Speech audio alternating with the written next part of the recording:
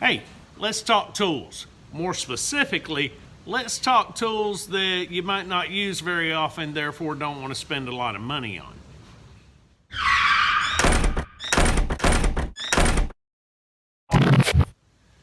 So I am no mechanic, whether it be professional or otherwise.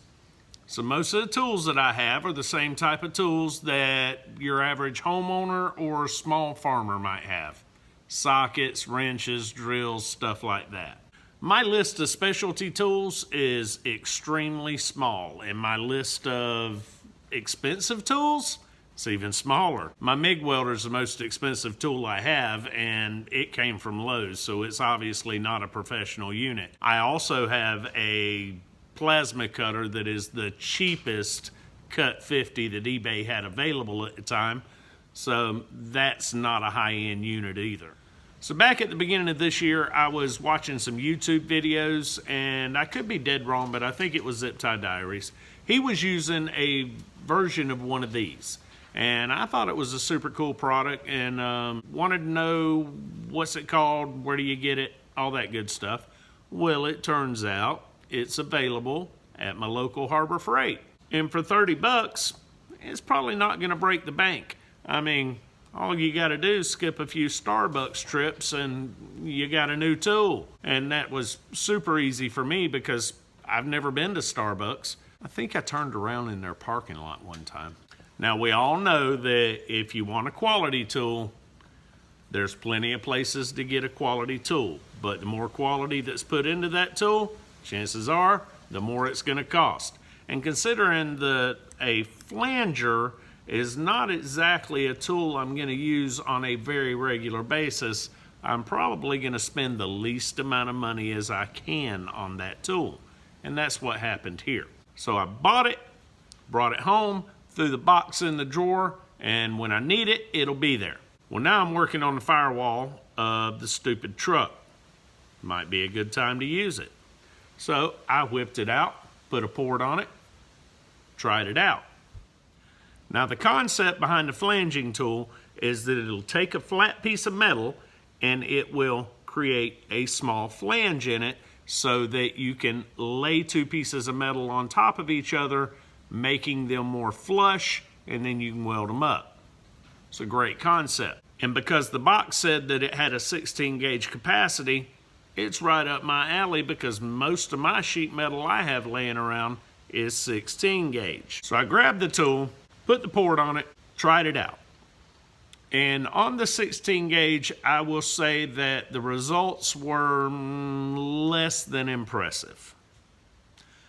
That's a rather thick metal, and that's the extent of the capacity that the tool says.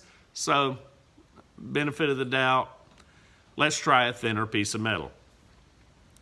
Thinner piece of metal was still equally less impressive. So I figured I probably wasted $30. Now granted, is this a tool I gotta have? No, obviously. We're 6 to 8 months later and I'm just now putting an air fitting on it. I could have done everything I need to do using basic tools, but it'd be cool to have something that would benefit you, maybe make your project a little faster. So then I took this tool, got the flanging area up here at the top, which was mediocre at best, but then there's an area here that is a hole punch. It punches a 3/16 inch hole. And I'm thinking, well, maybe it's not a total loss. Why do you want a 3/16 inch hole?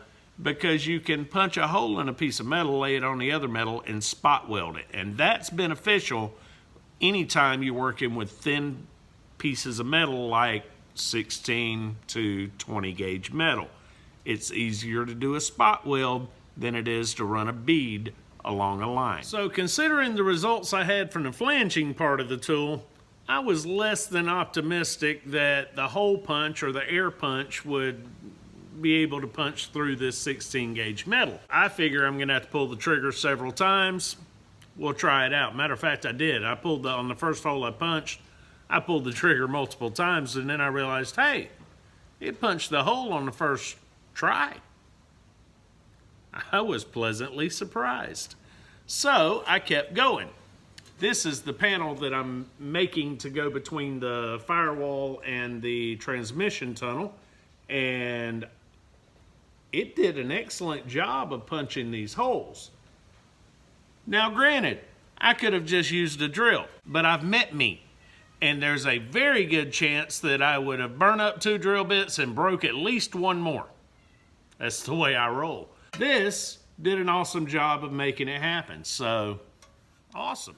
So when it comes down to it, is this a tool I gotta have? No. Is this something that can be done with other tools? Absolutely.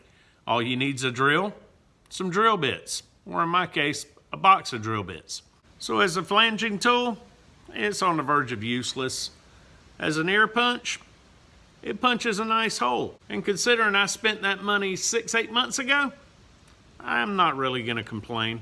If I had a suggestion for the manufacturer, I would say move the hole a little further away from the edge of the metal. But for 30 bucks that I've already spent, but then again, what do I know?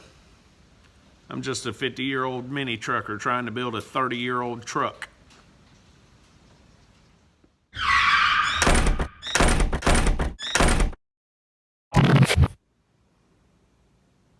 Do we even have a Starbucks around here?